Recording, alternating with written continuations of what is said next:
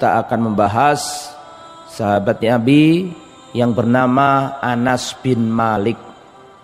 Semoga kita dikumpulkan oleh Allah dengan Rasul dan para sahabatnya. Siapakah Anas bin Malik? Beliau adalah Anas, putra Malik Al-Ansari. Beliau dari suku Ansor. Ansor berarti penduduk asli kota Al-Madinah.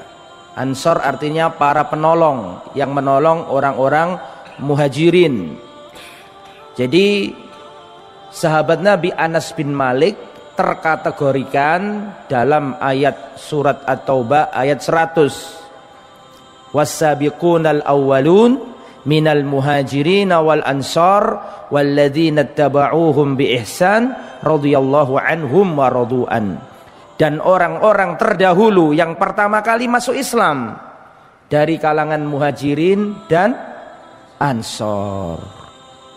Dan orang yang mengikuti mereka dengan baik, kata Nabi, radhiyallahu anhum, Allah ridha kepada mereka. Jadi sahabat Anas bin Malik termasuk manusia yang tergolong dalam surat At-Taubah ayat berapa tadi? 100. Beliau juga Khazraji, dari suku Khazraj. Karena kita tahu ketika Rasulullah hijrah dari Mekah ke Madinah, di Madinah itu ada dua suku Arab besar, Aus dan Khazraj. Lah Anas bin Malik ini dari suku Khazraj. Kemudian Al-Madani, lahir di kota Madinah. Kunia beliau adalah Abu Hamzah. Kunianya adalah apa? Abu Hamzah, bapaknya Hamzah. Al-Muhaddis, ahli hadis, termasuk manusia yang paling banyak periwayatan hadisnya. Al-Mukri, ahli Al-Quran. Al-Imam, Al-Mufti, termasuk ahli fatwa. Lah Anas bin Malik ini punya julukan khusus yang tidak dimiliki sahabat Nabi yang lain. Ya, saya ulangi, Anas bin Malik ini punya julukan yang julukannya ini hanya beliau yang punya julukan ini. Atau ya, yang paling dikhususkan untuk beliau, yaitu beliau diberi gelar Khadimur Rasul sallallahu alaihi wasallam, pelayannya Rasulullah. Jadi Anas bin Malik ini titelnya adalah pelayan Rasulullah. Pelayan itu ya konotasinya enggak baik. Tapi ketika dinisbatkan kepada orang mulia seperti Rasulullah, maka jadi apa? Jadi baik. Pelayannya siapa dulu? Nek pelayani menungso biasa ya rendahan. Tapi nek pelayannya Nabi, ini kemuliaan, ini keistimewaan. Pelayan itu kurang, konotasinya kurang baik. Tapi kalau pelayan masjid itu mulia. Nah seperti itulah. Lah Anas bin Malik ini julukannya pelayan Nabi. Anas bin Malik ini lahirnya 10 tahun sebelum Rasulullah hijrah ke Madinah. Berarti Anas bin Malik lahir, umurnya Nabi kira-kira berapa? Saya ulangi ya, saya ajak panjenengan berpikir nih. Anas bin Malik ini lahir 10 tahun sebelum Rasulullah hijrah ke Madinah. Nah, berarti kita tahu Rasulullah kan diangkat jadi Nabi umur berapa? 40 tahun. Dakwah di kota Mekah 13 tahun, baru hijrah ke Madinah. Nah, berarti umurnya Nabi berapa? 43 tahun. Jadi Anas bin Malik lahir itu umurnya Nabi sudah 43 tahun. Betul? Ketika Rasulullah SAW hijrah ke Madinah, umurnya Anas bin Malik masih berapa? 10 tahun. Betul? Betul? Nah, berarti Rasulullah SAW waktu hijrah ke Madinah umur 53 tahun. Itu posisi Anas bin Malik masih umur 10 tahun, masih bocah kecil. Jadi Anas bin Malik ini ketika Rasulullah hijrah ke Madinah, emaknya Anas bin Malik namanya Ummu Sulaim. Saya ulangi ya, emaknya Anas bin Malik namanya Ummu Sulaim. Bapaknya namanya Malik. Malik ini mati secara jahiliyah, nggak masuk Islam. Otomatis Anas kan jadi anak yatim, betul? Betul apa enggak? Betul. Terus Ummu Sulaim ini mendidik anaknya dengan baik. Ummu Sulaim ini, yakni emaknya Anas bin Malik tadi, dilamar sama orang Arab namanya Abu Tolha. Pada waktu itu Abu Tolha kafir, kaya raya Abu Tolha ini.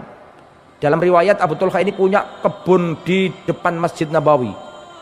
Kaya raya Abu Tolha ini. Abu Tolha ini ngelamar emaknya Anas bin Malik, yaitu Ummu Sulaim. Kata Ummu Sulaim begini, wahai Abu Tolha, lelaki sepertimu itu tidak layak untuk ditolak. Tapi kamu itu lelaki kafir. Aku nggak mungkin menerimamu sebagai suamimu. Ditolak Abu Tolha ini. Terus Abu Tolha ini merasa, loh aku ini kaya raya loh kok ditolak. Datang Abu Tolha kepada Ummu Sulaim, emaknya Anas bin Malik tadi itu. Wahai Ummu Sulaim, aku ingin menikah denganmu. Kata Ummu Sulaim, sudah, kau lelaki kafir, aku wanita muslimah. Kau nggak boleh menikah dengan aku. Aku nggak minta mahar apa-apa. Seandainya kau mau masuk Islam, maka keislamanmu menjadi mahar untukku. Akhirnya Masya Allah Abu Tolha ini datang ke Nabi, masuk Islam, dan Islamnya baik. Otomatis Anas bin Malik punya bapak sambung, betul nggih? Waktu Anas bin Malik umur 10 tahun itu kira-kira SD kelas 4. Betul? Anas bin Malik masih kecil banget itu, kurang lebih umur 10 tahun lah. Itu Ummu Sulaim bawa Anas bin Malik ke Rasulullah. Ya Rasulullah, ini adalah anakku, pinter, cerdas. Tolong izinkan dia selalu bersamamu. Terus Rasulullah mengiyakan. Semenjak itulah si bocah kecil ini yang bernama siapa? Anas bin Malik nandi-nandi bareng Nabi. Nabi di rumah, Nabi safar, Nabi mukim, Nabi ke sana, Nabi kemari, selalu kemantil kepada Nabi dan melayani Nabi. Genah-genah urusane Nabi, mengambilkan air untuk Nabi, diperintahkan Nabi untuk ini dan untuk itu, sehingga perhatikan, sehingga Anas bin Malik ini diantara manusia yang paling paham Nabi Muhammad SAW. Ada kitab namanya kitab Sama'il Muhammadiyah atau Sama'ilun Nabi, kitab yang membahas semua seluk-beluk Nabi, wajahnya Nabi, ya, rambutnya Nabi, jenggotnya Nabi, kemudian dedeknya Nabi, postur tubuhnya Nabi, sarungnya Nabi, surbanya Nabi, jalannya Nabi, tidurnya Nabi, duduknya Nabi, makanannya Nabi, sandalnya Nabi, sepatunya Nabi. Itu kitab namanya apa tadi? Syama'ilun Nabi. Lengkap itu kitab itu. Lah, di kitab itu kebanyakan yang meriwayatkan adalah siapa? Anas bin Malik. Jadi Anas bin Malik ini adalah yang merekam seluk-beluk Rasulullah. Kenapa? Soalnya kacili wis elok Nabi. Sejak kecil sudah bersama Nabi. Jadi ngerti panganan sing paling disenengi Nabi ngerti, sarung sing dienggo Nabi ngerti, sorbane Nabi ngerti, turune Nabi ngerti, jalannya Nabi ngerti, kuwabe ngerti kabeh Anas bin Malik. Makanya para ulama menjelaskan Anas bin Malik termasuk manusia yang paling ngerti tentang tetek bengeknya Nabi. Lupa salah mau nggak nih? Ngerti tetek bengek? Semua tentang Nabi paham nih Anas bin Malik. Nah, ini sahabat yang akan kita ceritakan ini. Bocah kecil yang selalu bersama siapa? Rasul, dan julukannya adalah Khadimur Rasul, pelayannya Rasulullah SAW. Kita baca ya, perhatikan. Apa saja keutamaan Anas bin Malik? Yang pertama, sebelum saya mulai, saya juga akan sampaikan bahwa Anas bin Malik ini adalah sahabat Nabi yang paling terakhir wafatnya. Saya ulangi ya, Anas bin Malik adalah sahabat Nabi yang paling terakhir wafatnya. Kabeh sahabat wis padha wafat, ini Anas bin Malik masih ngajarkan manusia hadisnya Rasulullah sallallahu alaihi wasallam. Ya, kita baca siapa beliau ini, keutamaannya. Yang pertama, kana khadiman li Rasulillah sallallahu alaihi wasallam asyrosinin. Beliau adalah pelayannya Rasulullah selama 10 tahun. Semenjak Nabi datang ke Madinah, itu langsung dikantili siapa namanya? Anas bin Malik sampai Rasulullah wafat. Kita tahu Rasulullah dakwah di Madinah berapa tahun? Kan diangkat jadi Nabi umur 40 tahun, betul? 40 tahun sampai 63 kan 23 tahun, betul? 23 ini dibagi 2, Mekah 13 tahun, Madinah 10 tahun. Berarti Rasulullah datang ke Madinah jelek, dikandili Anas bin Malik sampai wafat. Sampai wafat. Makanya saya katakan tadi, Anas bin Malik ini menungso sing paling ngerti Rasulullah. Di antaranya beliau ini.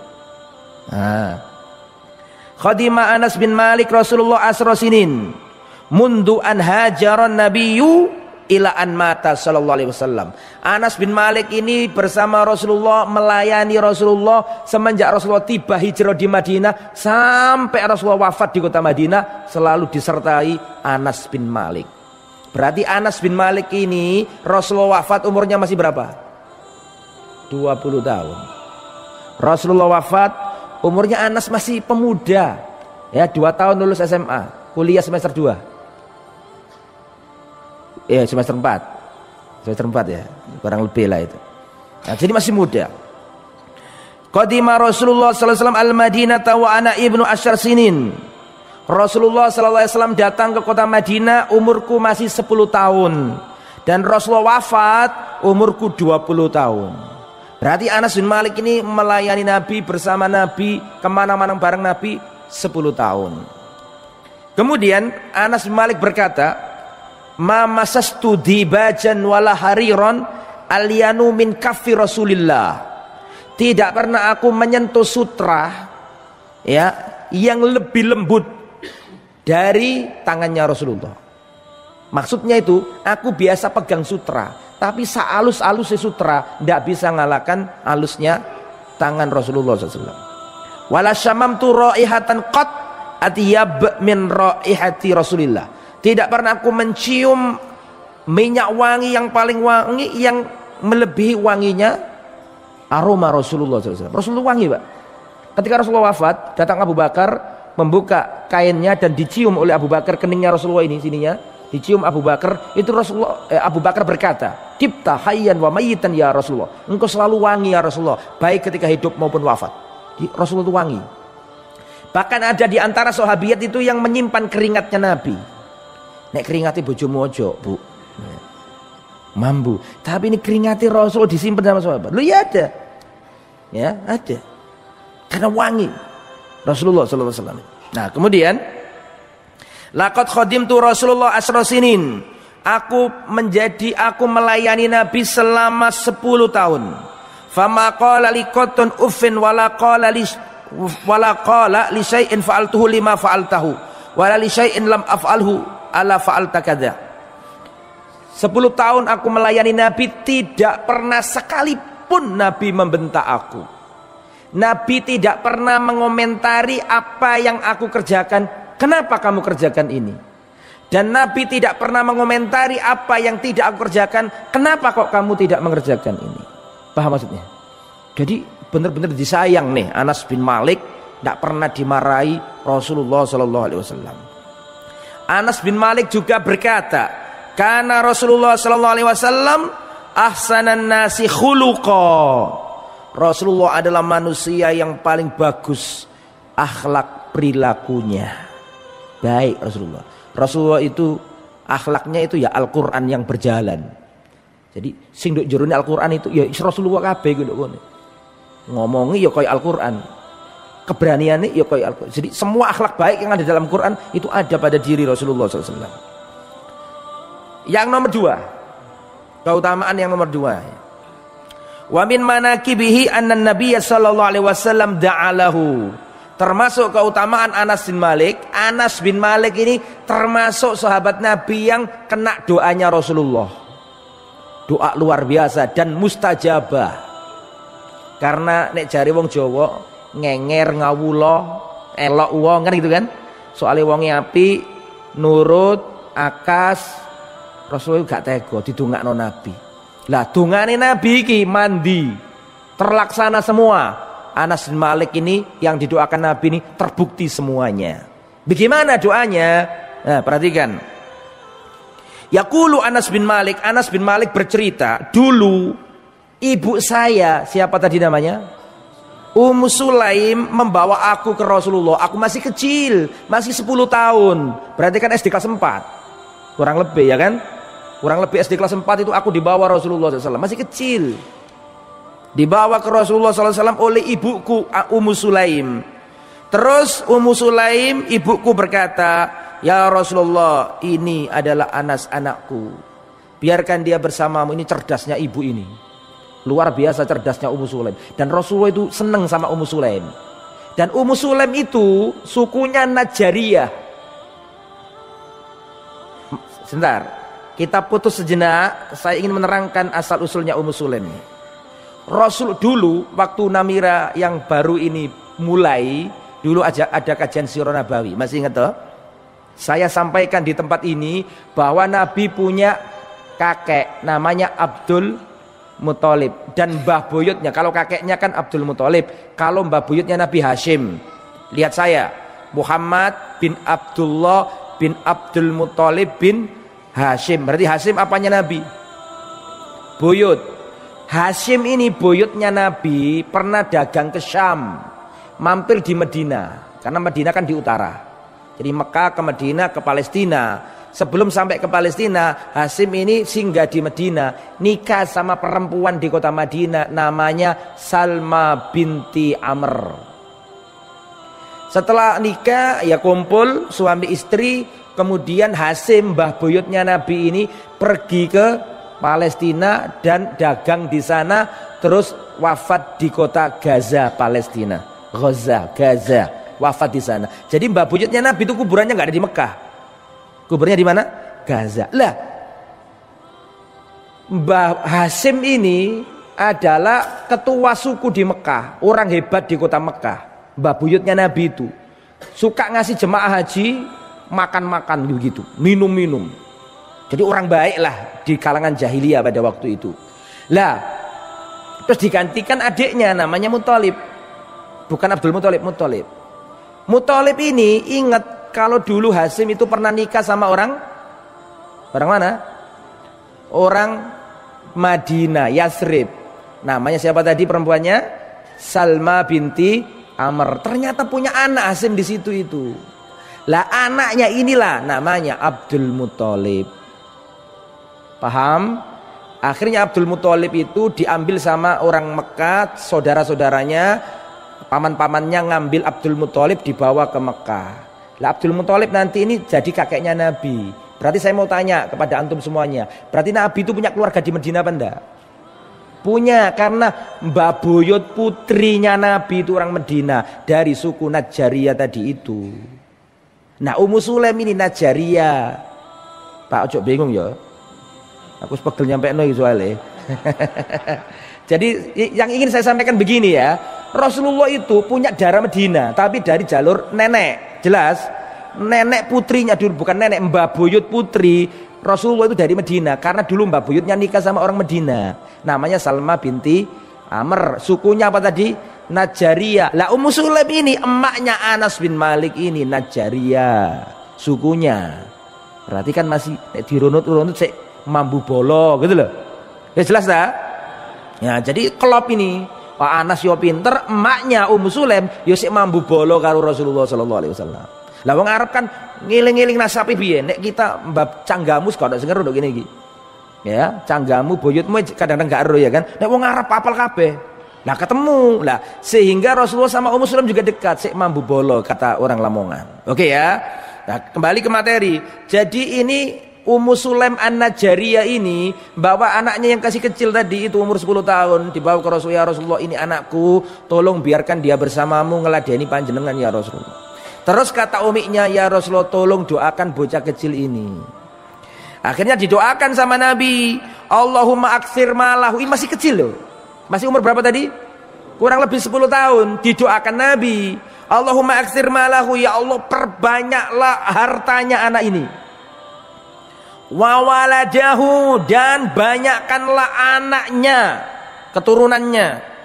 Wa barakalahu fima ataitahu, dan berikan keberkahan kepada harta dan anak keturunannya. Zaman berjalan terus, kemudian Rasulullah wafat, kehidupan berlanjut. Anas bin Malik ini kaya raya, dan anaknya sampai 100. Mesti ini bojone gak siji ya, mesti ini gak siji ya. Jadi anaknya itu 100, gak iso mbayangno iku. Ya, anaknya Anas bin Malik 100 dan umure dawa. Termasuk sahabat Nabi yang paling apa? Akhir wafatnya, kabeh sahabat wis padha wafat. Ini Anas bin Malik ngajari menungso hadis Nabi bin hadis ini. Dan beliau hijrah ke Syam, ke Basra. Beliau wafat di Basra, menyebarkan ilmu Islam itu, pindah dari Madinah ke Basra. Basra kalau sekarang mana? Irak. Basra di Irak sana, menyebarkan ilmu Islam. Dan terakhir wafatnya itu sahabat Nabi, yang orang yang pernah melihat wajahnya Nabi yang terakhir hidup di muka bumi, ya Anas bin Malik itu. Ya, nah ini Anas bin Malik. Akhirnya kaya raya, anaknya banyak dan umurnya panjang. Kena doanya siapa tadi? Rasulullah SAW. Itu nomor berapa? Nomor 2. Nomor 3. Wa min manaqibihi suhbatuhu wa qurbuhu minan nabi. Termasuk keutamaan Anas bin Malik adalah kedekatannya kepada Rasul. Sahabat Nabi banyak, tapi tidak semua sahabat Nabi itu dekat sama Nabi gitu. Dan Anas bin Malik ini termasuk sahabat Nabi yang paling dekat sama Nabi.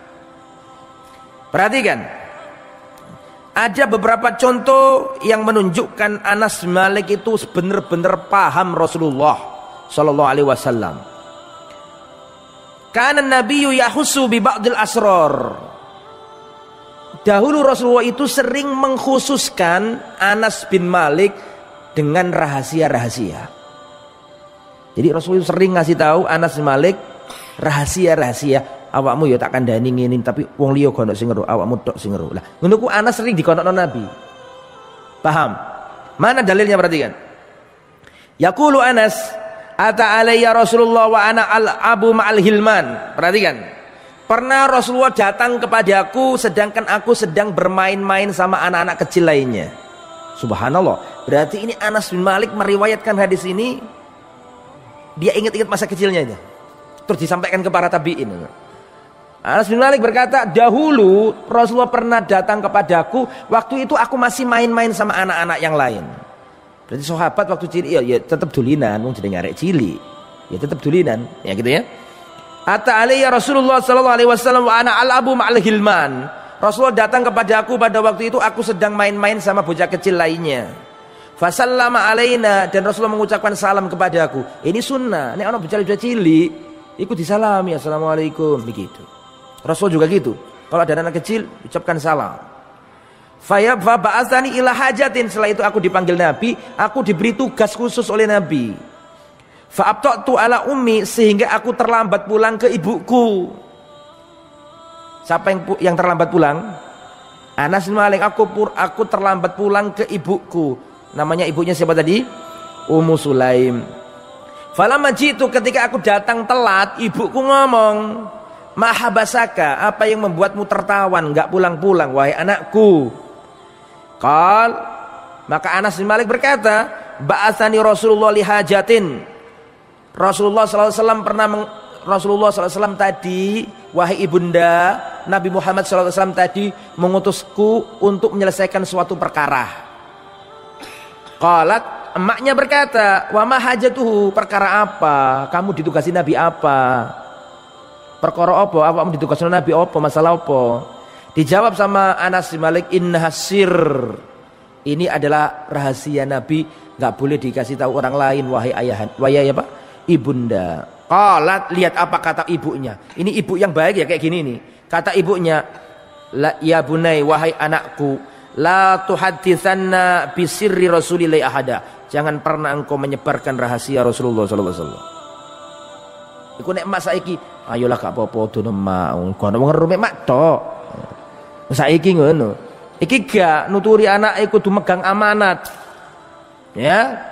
Jangan pernah engkau menyebarkan rahasia Rasulullah sallallahu alaihi wasallam. Diajari anaknya untuk memegang amanat gitu. Kemudian inna hasir la tuhditsanna bi sirri rasul ahad qala Anas wallahi law hadastu bi ahadan la hadastuka ya Sabit. Nah, ini menunjukkan bahwa Anas Malik itu dapat tugas khusus dari Nabi yang enggak boleh ada yang tahu kecuali dia. Kemudian wa kana a'lamun nas bi sifati Rasulillah sallallahu alaihi wasallam liqurbihi minhu. Anas bin Malik ini termasuk sahabat Nabi yang paling paham sifat-sifat detailnya Rasulullah. Rasulullah kan punya sifat-sifat. Contoh sifatnya Nabi itu, Rasulullah sallallahu alaihi wasallam laisa bitawilin wa laisa biqasirin. Rasulullah itu tidak tinggi menjulang, Rasulullah juga tidak pendek. Tetapi Rasulullah itu lebih dekat ke tinggi. Paham maksudnya? Yang belum tahu dedeknya Rasulullah tak kandani. Rasulullah itu laisa bitawil, Rasulullah itu enggak tinggi banget, enggak. Walisa biqasir, tapi Nabi juga enggak pendek. Walakin ilat tawili akrab, tetapi Nabi itu lebih dekat ke tinggi. Paham kira-kira maksudnya? Nah.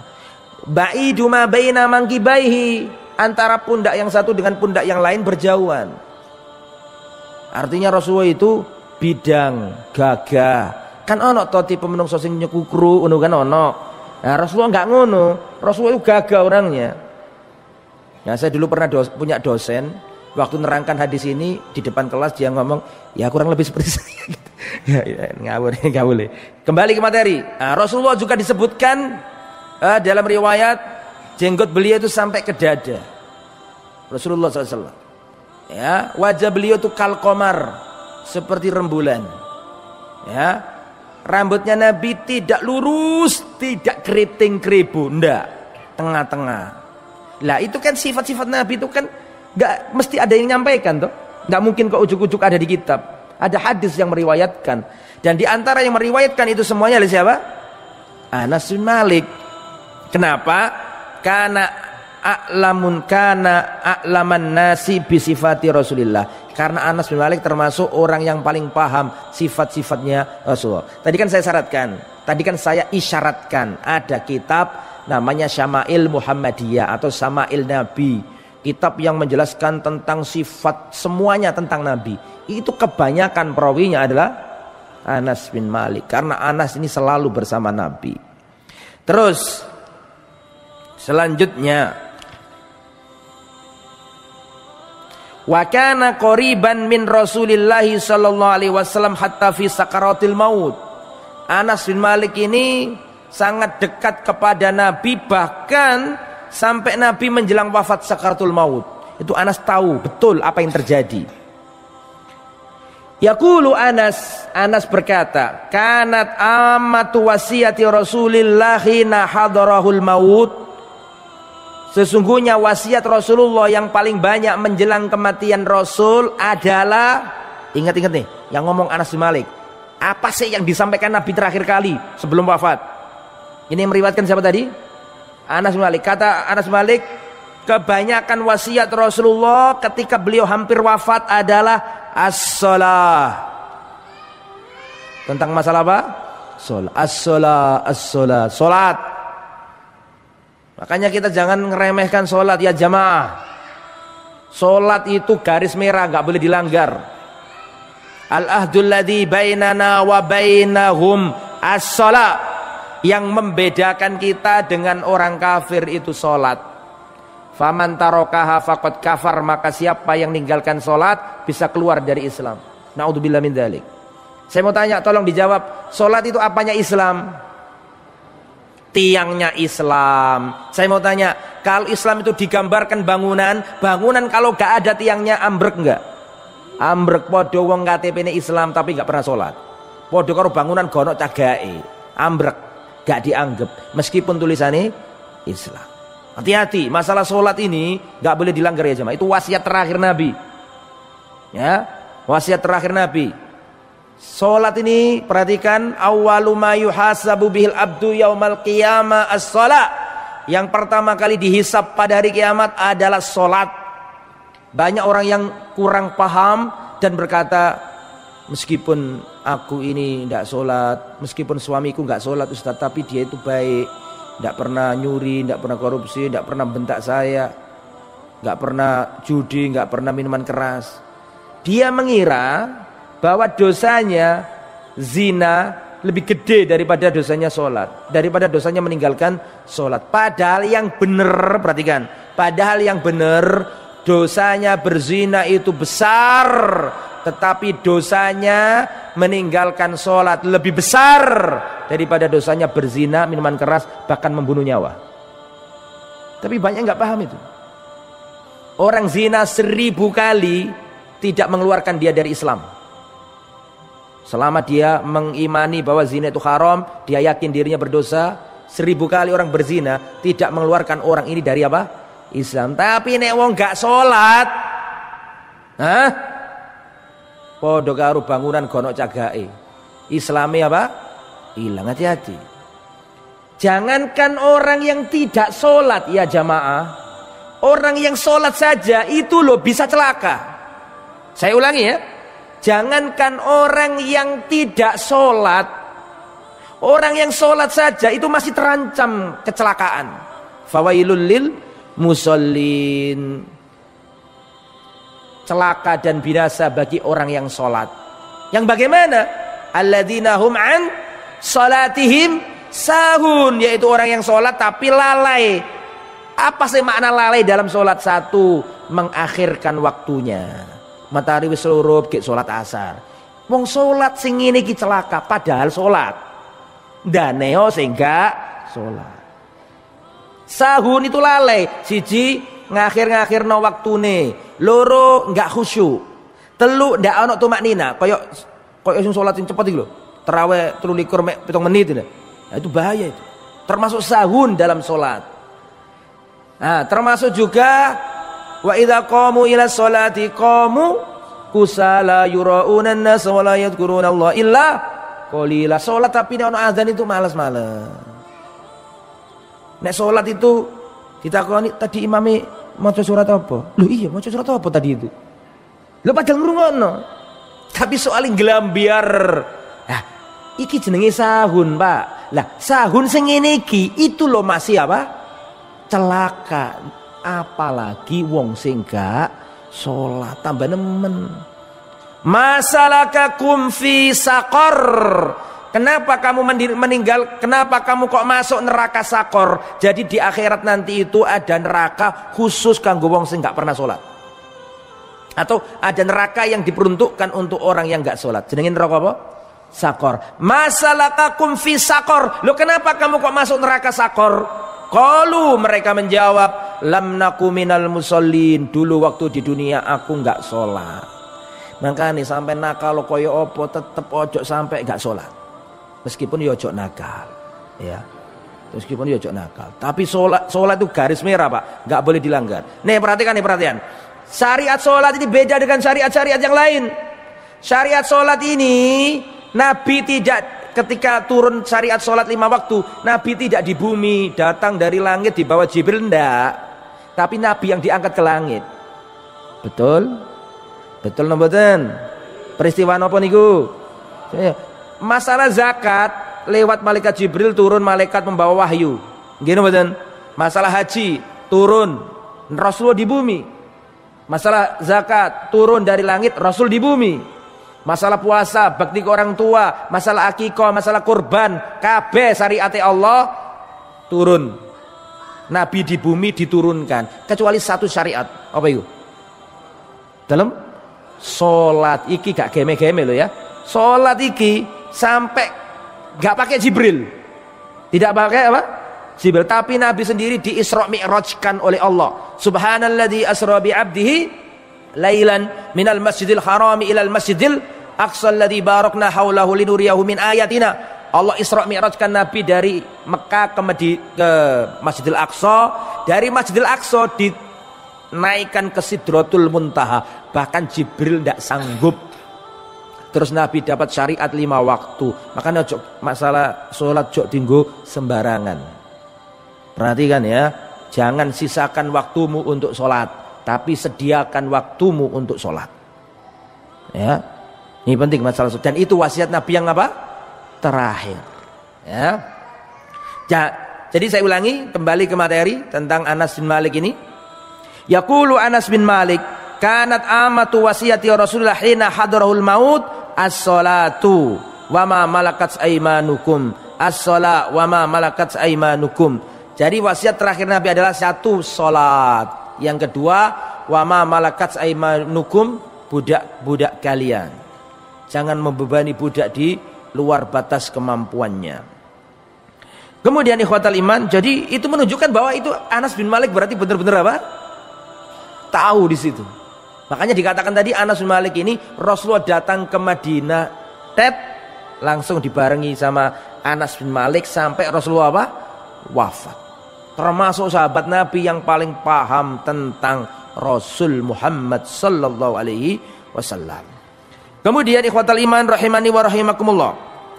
Wa kana a'laman nas bi sya'nil hijab hina unzila ala Rasulillah. Anas bin Malik ini termasuk manusia yang paling paham tentang cerita turunnya ayat jilbab. Karena beliau praktisinya, pelakunya. Ayat itu turun ketika ada Anas bin Malik. Ceritanya bagaimana? Begini ceritanya. Fakuntu a'laman nasi bi sya'nil hijab. Aku adalah manusia yang paling paham tentang asal muasal syariat hijab atau jilbab ketika turun itu. Wa kana awwalu ma unzil ibtana Rasulullah bi Zainab binti Jahsh. Jadi ceritanya pada waktu itu Rasulullah ya setelah nikah sama Zainab binti Jahsh. Kemudian ada walimatul urus. Terus Rasulullah ngundang sahabat-sahabat. Terus Rasulullah menyuguhkan makanan-makanan. Kemudian sahabat-sahabat Nabi ini nggak pulang-pulang di situ terus. Wa atolul muksa. Para sahabat ini berlama-lama. Padahal Nabi pengen mereka ini segera apa? Itu juga dalil nek medayo nang wong ojo suwe-suwe. Itu juga dalil nek medayo nang wong ojo suwe-suwe, ya.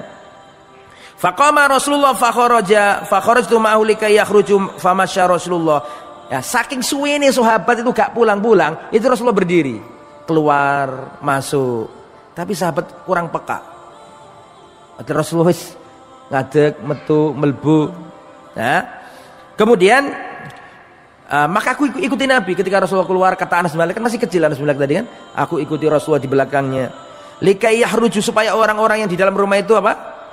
Keluar gitu. Hatta jaa adba hujrati Aisyah wa dhanna Rasulullah annam kharaju, sampai Rasulullah itu keluar ke pintunya Aisyah. Padahal kan tadi statusnya nikahan sama siapa tadi? Zainab binti Jahsh. Tetapi sampai keluar ke depan rumahnya Aisyah, tujuannya supaya sahabat itu cepat pulang, begitu ya. Faraja'a, kemudian Rasulullah pulang balik ke rumahnya Zainab binti Jahsh. Faraja'tu ma'ahu, aku pulang bersamanya juga. Fa idza hum qad kharaju, ternyata sahabat-sahabat baru keluar semuanya pulang. Fadaraba Rasulullah baini wa bainahum bisitrin, maka Rasulullah sallallahu alaihi wasallam membuat hijab antara diriku dan keluarganya. Semenjak itu aku gak kelihatan keluarganya Nabi. Kan ini kan bocah cilik kan, gelibet bersama Rasulullah. Ya tahu istrinya Nabi, tahu wajahnya istrinya Nabi. Tapi turun ayat hijab itu, maka Rasulullah membuat apa? Hijab. Ya mungkin lama-lama kan Anas besar juga, betul kan? Supaya namanya aurat tetap aurat, meskipun ini arek kecil ikut ya tetap tidak boleh kan gitu. Nah itu Anas bin Malik termasuk orang yang tahu awal-awal syariat hijab. Kemudian ikhwatal iman rahimani wa rahimakumullah, terakhir sebelum saya tutup adalah di antara nasihat-nasihatnya beliau, nasihat-nasihatnya Anas bin Malik. Apa saja nasihat-nasihatnya Anas bin Malik? Beliau berkata, banyak ya nasihatnya ini, banyak sekali, saya pilihkan beberapa saja. Nasihat Anas bin Malik. Anas bin Malik berkata, idza laqita imra'atan wa ghammid ainaika hatta tamdiyah. Jika kamu kepapasan bertemu dengan wanita, maka pejamkan matamu sampai wanita itu pergi. Ini yang ngomong Anas bin Malik, hidup di zaman sahabiat, wanitanya baik-baik, wanitanya pakai hijab berukut-berukut. Itu saja kata Anas bin Malik, jika engkau berjalan terus kepapasan sama wanita, pejamkanlah mata. Artinya suruh nundukkan pandangan. Sekarang ini fitnah wanita luar biasa. Antum mau masuk Facebook, wedok kan kabeh ono macam-macam so. Mau lihat TikTok apalagi, wedok joget-joget kabeh. Ustaz itu paling wong kota ala, wong desa ya wake TikTokan itu. Oh sekarang luar biasa joget-joget. Ya naudzubillah min dzalik, semoga kita bisa menjaga keluarga kita. Makanya Nabi berkata, fattaqud dunya wattaqun nisa. Hati-hatilah terhadap dunia dan hati-hatilah terhadap wanita. Disebutkan wanita secara khusus, padahal seandainya Nabi berkata takutlah terhadap dunia titik, sebenarnya wanita sudah masuk. Tapi Nabi mengeluarkan wanita dan disebutkan secara khusus, fattaqud dunya wattaqun nisa. Hati-hatilah terhadap dunia dan hati-hatilah terhadap wanita. Itu dalil bahwa fitnah terbesar bagi kaum laki-laki adalah wanita. Dan tipu dayanya wanita itu lebih berbahaya daripada tipu dayanya syaitan. Ngapunten ibu-ibu, mbak-mbak, ummahat, saya sampaikan dalilnya. Al-Quran ketika berbicara tipu daya syaitan, maka menurut Al-Quran tipu daya syaitan itu lemah. Mana dalilnya? Allah Subhanahu wa taala berfirman, inna kaidasyaitani kana dha'ifa. Sesungguhnya tipu daya setan itu dha'ifa. Apa dha'ifa? Lemah, dhaif. Diwacano ayat kursi Melayu. Ya toh? Sampean wudu sing bener, salat sing apik, setane Melayu. Inna kaidasyaitani kana dha'ifa. Sesungguhnya tipu daya setan itu dhaif, lemah. Itu Al-Qur'an berbicara tentang godaan apa? Setan. Nah, sekarang kita pindah nih yang kedua nih.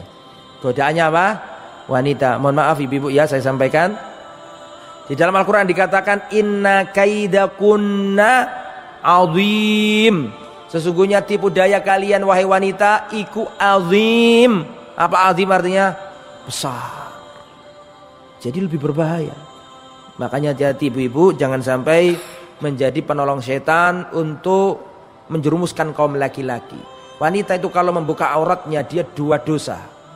Dosa yang pertama, dia sendiri melanggar aturan Allah. Dosa yang kedua, dia menyebabkan kaum laki-laki berdosa. Ya, naudzubillah min dzalik. Itu juga bapak-bapak, perhatikan untuk bapak-bapak nih. Ya, ada hadisnya Nabi, la yadkhulul jannata dayyus. Tidak masuk surga ad-dayyus. Nabi ditanya, ya Rasulullah, dayyus itu siapa? Dayyus adalah orang yang hilang rasa cemburunya. Istrinya dibuat tontonan orang, enggak malu, enggak loro hati, hilang cemburunya. Istrinya berboncengan sama laki-laki lain sekantornya, enggak loro hati, enggak cemburu. Ini laki-laki yang kayak gini enggak bisa masuk surga. La yadkhulul jannata ad-dayyus. Tidak masuk surga ad-dayyus. Siapa dayyus itu ya Rasulullah? Orang yang membiarkan kekejian terjadi di rumah tangganya. Anaknya dibonceng laki-laki, enggak apa-apa nak, sing hati-hati yo. Betul iki perawane lho. Anak sing perawan didulini wong lanang, dijak delok bioskop, tambah dituturi, sing hati-hati nak ya. Ya, ini ndak boleh, harusnya ndak boleh nak. Ya, harus halal dulu, harus nikah dulu. Lah setelah halal tetap nggak boleh lihat bioskop ya. Itu yang bisa disampaikan ya, semoga bermanfaat. Mohon maaf atas segala kekurangan dan kekhilafan. Semoga tetap istiqomah, semoga tetap diberi kemudahan dalam ketaatan. Kita tutup dengan bacaan kafaratul majlis. Subhanakallahumma bihamdika asyhadu an la ilaha illa anta astaghfiruka wa atubu ilaik. Wassalamualaikum warahmatullahi wabarakatuh.